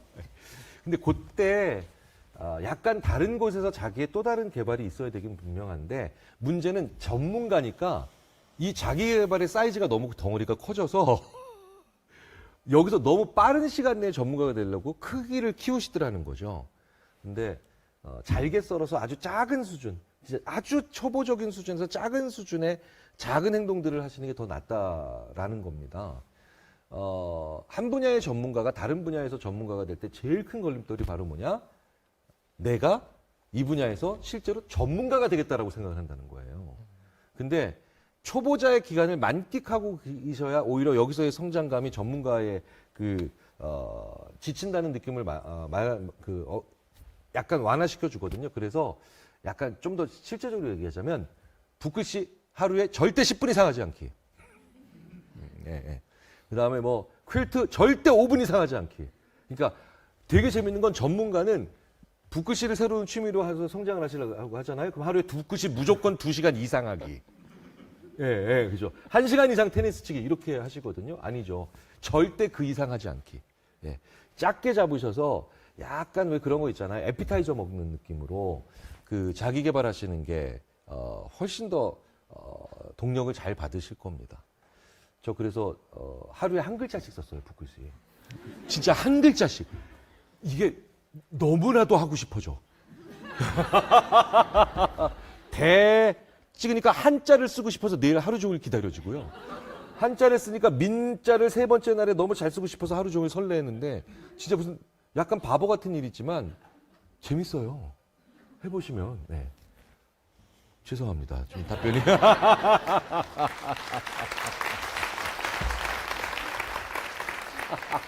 너무 좋은 조언을 해주신 것 같아요.